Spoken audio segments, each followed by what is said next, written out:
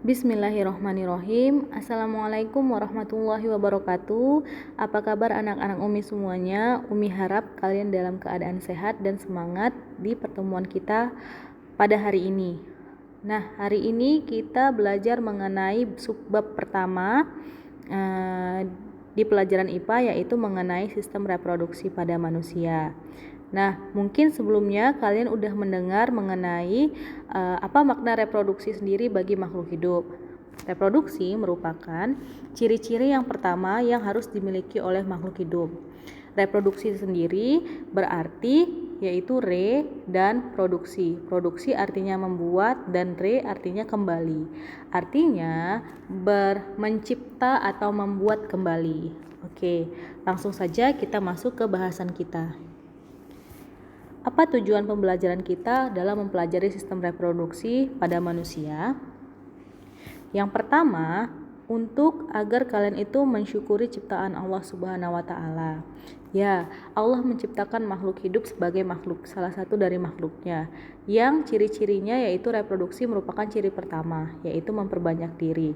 Artinya, setelah kalian belajar mengenai sistem reproduksi, kalian harus mensyukuri ciptaan Allah, begitu sempurnanya dan begitu kompleksnya ciptaan Allah, sehingga kita dapat mempelajarinya dan menjaganya. Kemudian untuk mengetahui struktur dan fungsi dari alat reproduksi pria dan wanita, agar kalian tahu nih apa aja fungsi struktur alat reproduksi yang kalian miliki. Yang ketiga, untuk mengetahui penyakit yang dapat terjadi pada sistem reproduksi serta pencegahannya.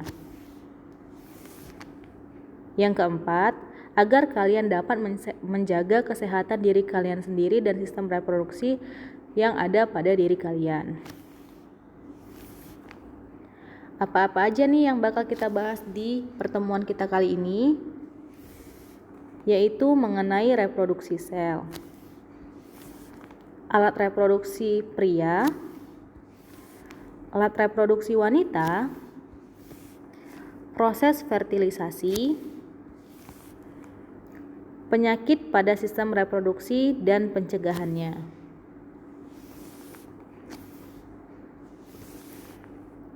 Oke, kita masuk di bahasan kita yang pertama di bab ini, yaitu mengenai reproduksi sel. Oke, kita balik lagi ke pembahasan kita waktu kelas 1 maupun kelas 2 dulu, bahwa ciri-ciri makhluk hidup yang dikatakan makhluk hidup harus memiliki ciri yang pertama, yaitu bereproduksi. Dia dapat bereproduksi, artinya memperbanyak diri. Umi, bagaimana kalau orang itu dia mandul? Oke. Sebenarnya nggak ada istilah mandul. Mandul itu dikatakan tidak bertemunya antara sel sperma dan ovum. Bukan berarti dia dikatakan bukan makhluk hidup karena dia tidak bisa menghasilkan anak. Tidak. Yang dikatakan dia makhluk hidup adalah sel-selnya dapat bereproduksi. Nah, jadi kita berkembang itu bukan berarti berkembang biak itu bukan berarti kita bisa menghasilkan anak, tapi kita juga bisa berkembang atas proses tumbuh kembangnya tubuh kita. Tubuh kita dapat tumbuh dan berkembang karena makin banyaknya sel-sel yang ada di tubuh kita. Nah, sel-sel kita ini kan dapat memperbanyak diri. Artinya, sel-sel kita juga melakukan reproduksi sel atau dapat memperbanyak diri dengan cara apa? Sel tubuh makhluk hidup memperbanyak diri dengan cara membelah. Nah, alasan kenapa sel-sel itu yang membelah salah satunya bereproduksi, untuk bertambah banyak dan untuk perbaikan. Nah, dalam pembelahan sel ini terbagi menjadi dua. Yang pertama ada mitosis dan yang kedua ada meiosis. Jadi ada sel di tubuh kita ini dapat membelah dengan dua cara, yaitu mitosis dan meiosis. Apa-apa aja ciri-cirinya dan apa perbedaannya? Karena kalau dia dibedakan berarti dia berbeda. Oke, kita bahas dari tempat terjadinya pembelahan. Oke. Sel-sel apa nih yang membelah secara mitosis? Sel-sel apa yang membelah secara meiosis? Sel yang membelah secara mitosis yaitu seperti sel-sel tubuh, atau kalau kalian lihat di e-book yang udah Umi kasih, sel-sel tubuh itu nama lainnya adalah sel-sel somatik. Sel-sel tubuh itu maksudnya apa? Sel-sel tubuh itu seperti sel-sel yang berkembang yang menyusun tubuh kita, seperti sel kulit, sel otot, sel tulang, sel darah merah, sel darah putih, trombosit, sel-sel trombosit, kemudian sel-sel apa lagi yang ada di tubuh kita, sel-sel yang menyusun panca indera, sel saraf, itu kan selalu bertambah banyak kan. Artinya sel-sel yang menyusun tubuh kita itu dia melakukan reproduksi, dia bertambah banyak dengan cara membelah. Nah seperti itu. Kemudian kalau sel-sel meiosis, nah sel yang membelah secara meiosis itu cuma 2, yaitu sel kelamin. Sel kelamin itu apa-apa aja bukan berarti sel yang ada di kelamin kamu, bukan. Sel kelamin yaitu ada 2, sel sperma dan sel ovum. Ini menandakan bahwa makhluk hidup di dunia ini cuma ada dua jenis kelamin, yaitu perempuan atau wanita dan pria atau laki-laki. Nah, laki-laki itu sel kelaminnya yaitu sperma, dan wanita itu sel kelaminnya yaitu ovum. Nah, kita lanjut. Apalagi perbedaannya? Ada hasil dan karakter sel anakan. Nah, setelah satu sel membelah, pasti ada hasil selnya karena sel hasilnya itu adalah sel hasil pembelahan itu dinamakan sel anakan. Nah, biasanya satu sel mitosis, satu sel yang membelah secara mitosis akan menghasilkan 2 sel anakan yang memiliki sifatnya itu identik atau sama atau serupa dengan induknya. Jadi kayak misalnya sel yang ada di tangan kamu itu kan membelahkan dari kamu bayi sampai kamu besar. Ya mirip juga kan selnya, sama. Nah sel-sel kulitnya itu kan sama kan dengan sel-sel indukan sebelumnya. Ya itulah yang dinamakan identik atau serupa. Jadi sel yang berkembang secara mitosis atau membelah secara mitosis, sel-selnya itu sifatnya pasti sama dengan sel sebelumnya atau sel indukannya. Nah, sel yang membelah secara meiosis yaitu seperti sel kelamin itu akan menghasilkan 4 sel anakan yang memiliki sifat bervariasi.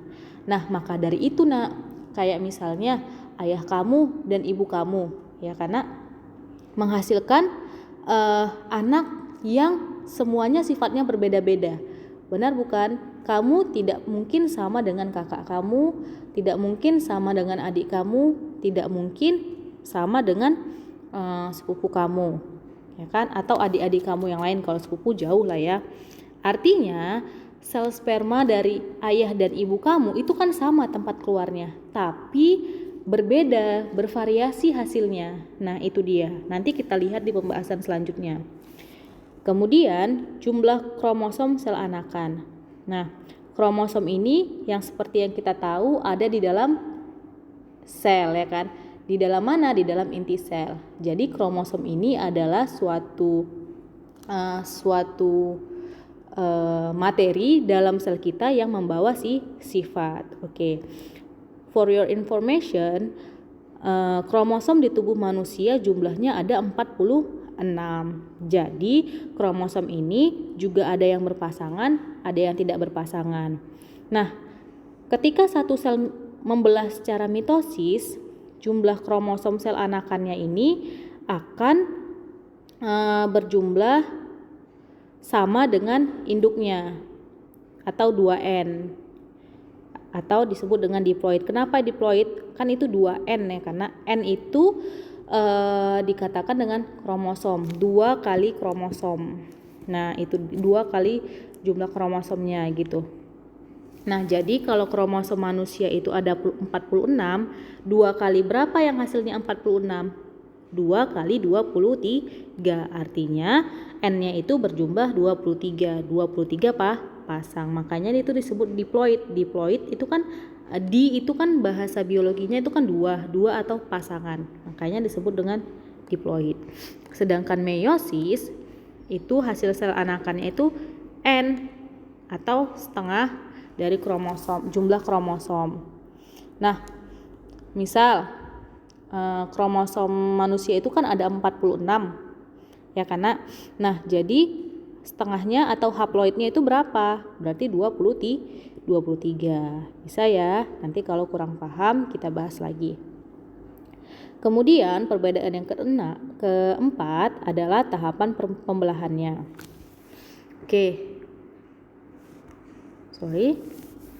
Tahapan pembelahannya kalau untuk mitosis ada namanya profase, metafase, anafase, dan telofase. Nah, pada pembelahan meiosis itu sama, ada juga pembelahan profase, ada metafase, ada anafase, dan ada telofase. Tapi dia terjadi secara dua tahapan. Makanya ada profase 1, metafase 1, anafase 1, dan telofase 1. Nah, setiap satu fase ini menghasilkan 2 sel anakan. Nah, dia kan 2 kali fase nih, karena makanya dia menghasilkan 4. Sekali fase dia menghasilkan 2, karena dia 2 kali fase dia menghasilkan 4 sel anakan. Sudah bisa?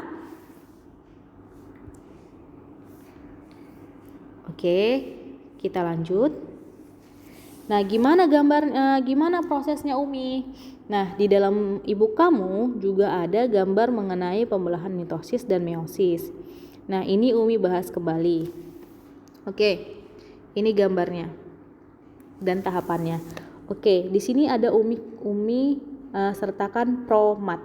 Apa maksudnya promat? Promat merupakan tahapan proses mitosis.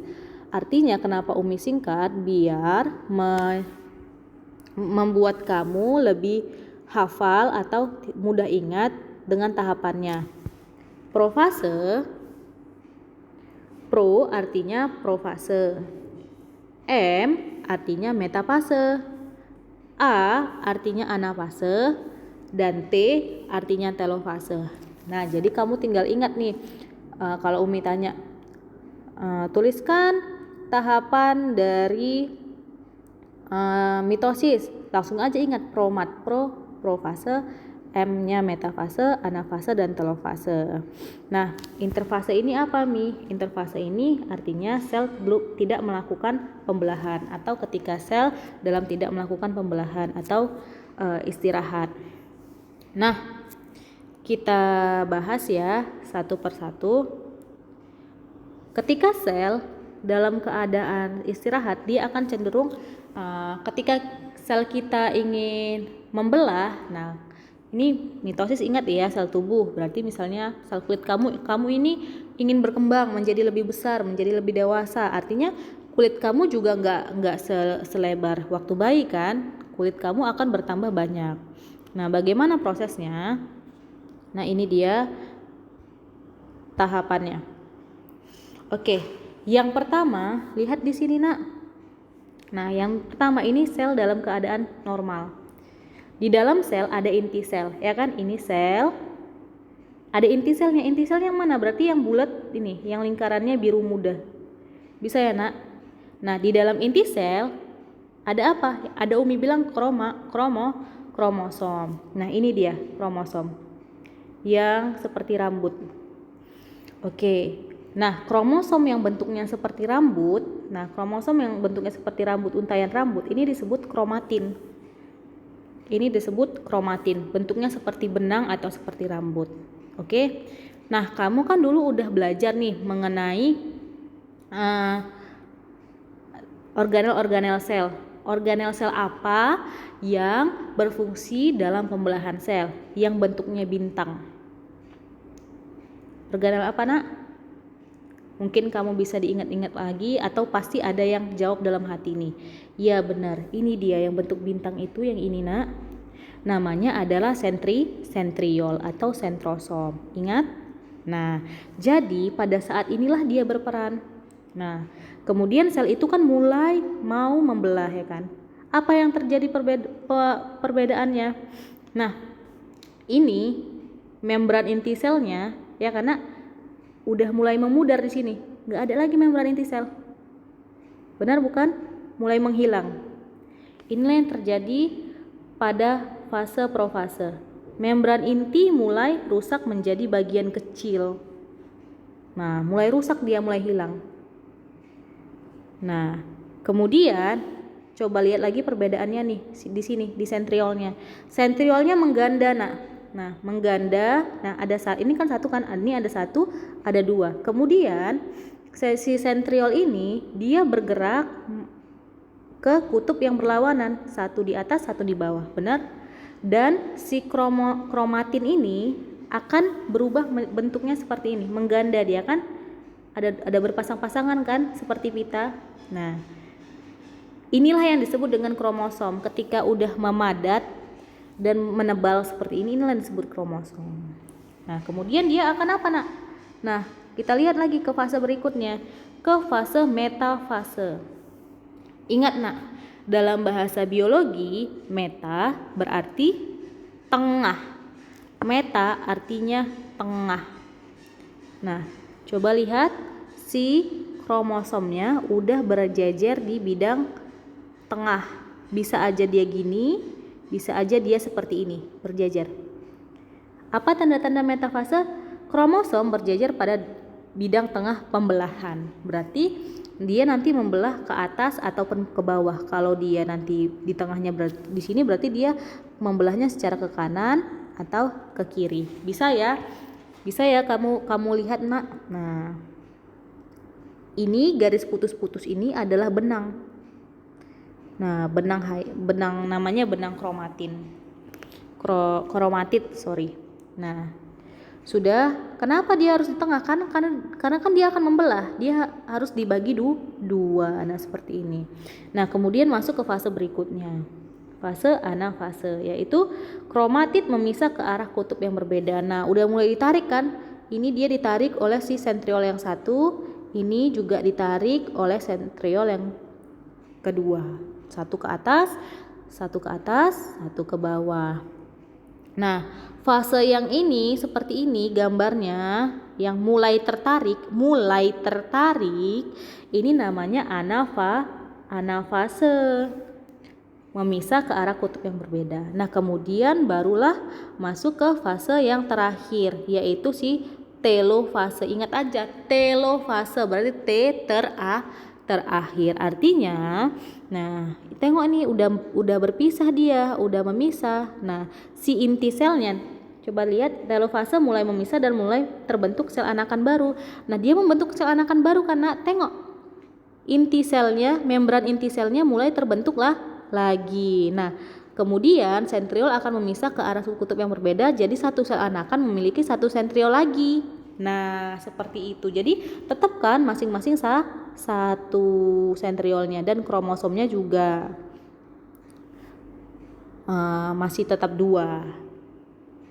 Sudah, inilah yang disebut dengan fase mitosis. Nah, kemudian kita lanjut ke meiosis. Tadi kan mitosis nih, sel tubuh yang membelah. Sekarang sel kelamin. Nah, coba kita lihat pembelahan sel meiosis.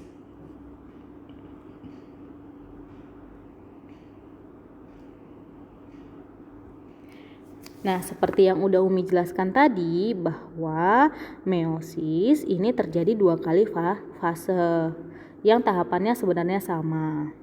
Oke. Nah, dari sini ini terjadi promat pertama atau masa profase, metafase, ini anafase dan telofase digabungkannya di sini. Tapi ini gambar anafase, telofasenya nanti kalau udah berpisah. Nah, seperti ini udah berpisah jadi telofase. Nah, coba dilihat, ini interfase kan, fase biasa. Nah, lihat di sini profasenya. Nah, kromosomnya mulai mengganda. Tengok ini, Nak. Ini ada sentromernya atau sentriolnya udah bergerak ke arah kutub yang berbeda. Nah, membran inti selnya mulai memudar. Lihat, mulai memudar. Terus dia berada di bidang tengah. Berarti ini metafase yang pertama.